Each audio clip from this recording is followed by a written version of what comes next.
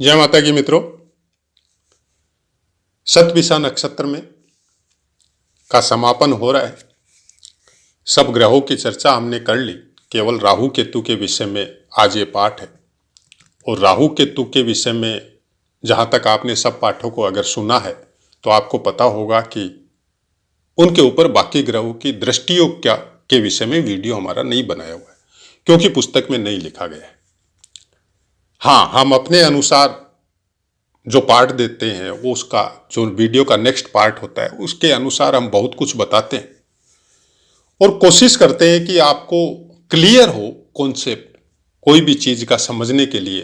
अब प्रायकर सब पाठों में या बहुत से पाठों में हम बुध ग्रह, चंद्रमा, चाहे पाठ किसी भी चीज का हो उसके विषय में कुछ ज्यादा बताते हैं। और उसका सबसे बड़ा कारण यही है, चाहे आप अभ्यास समझ लो, चाहे भगवती की प्रेरणा समझ लो, चाहे गुरुजनों की वाणी श्रवण के द्वारा समझ लो, हमने जो सीखा, हमने जो समझा, और जब वीडियो बनाते हैं उस समय में जो ऊर्जा जो ईश्वर की दिमाग में आती है वैसी चीजें आपको चंद्रमा या बुध के विषय में बताते हैं। और राहु केतु के विषय में कुछ विशेष नहीं बताते हैं, पर्टिकुलर उन पाठों में जो दूसरे ग्रह से संबंधित है। हाँ, राहु केतु के विषय में राहु केतु के जब पाठ होते हैं तभी बताते हैं। उसके अलावा हम अलग से भी उनकी एक सीरीज चालू कर रखी है। फिलहाल साल भर से वो सीरीज बंद है। 4-5 पाठ हमारे दिए हुए हैं और इनके विषय में और पाठ आपको प्रोवाइड करवाएंगे, लेकिन ये बहुत ही रहस्य से संबंधित है। बहुत कुछ इनके विषय में सोचना पड़ता है, बहुत कुछ अपने आप को भी कंट्रोल करना पड़ता है।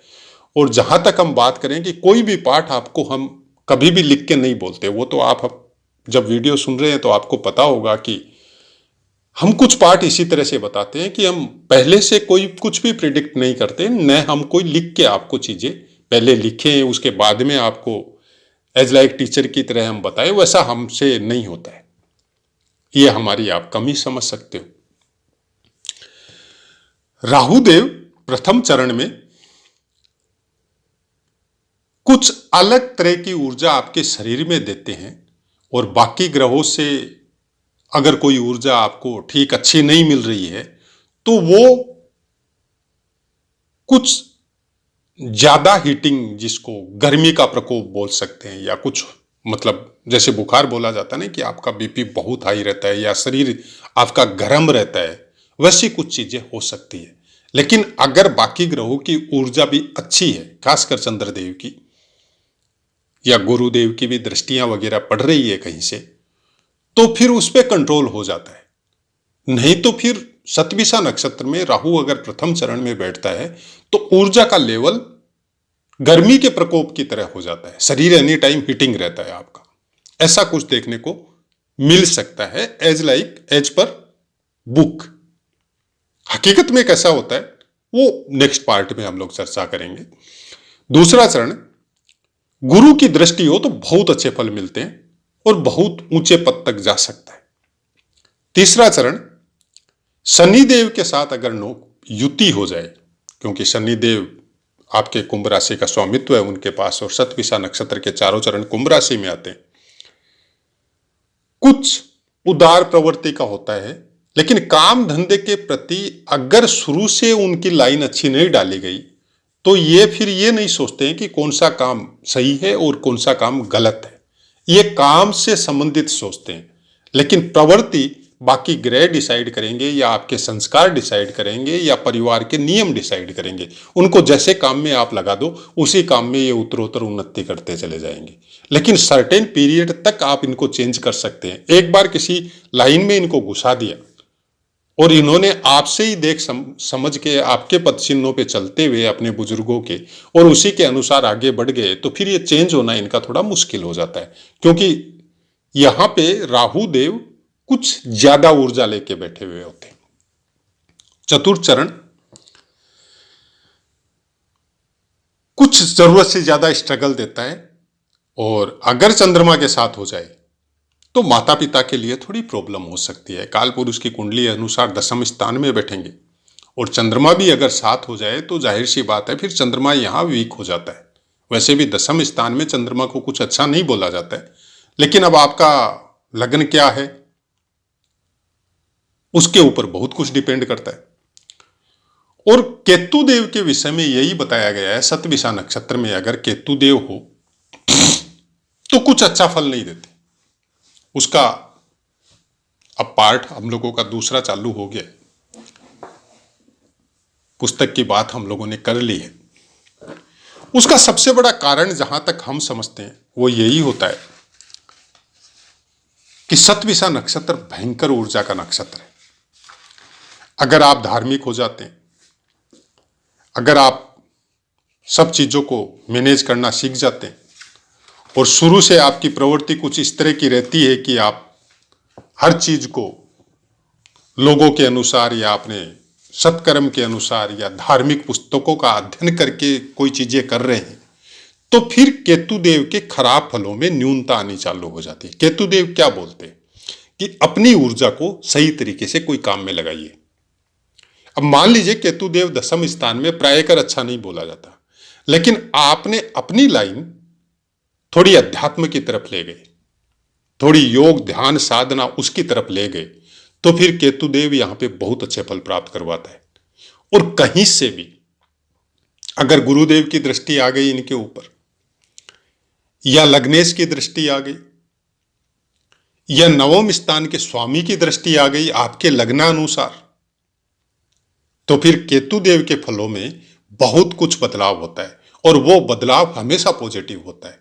और सेम लाइक राहु के साथ भी होता है। अगर राहु अकेला है, किसी से दृष्ट नहीं है, कोई भी क्रूर या पापी ग्रह इनको देख नहीं रहा है, शुक्र, बुध, गुरु,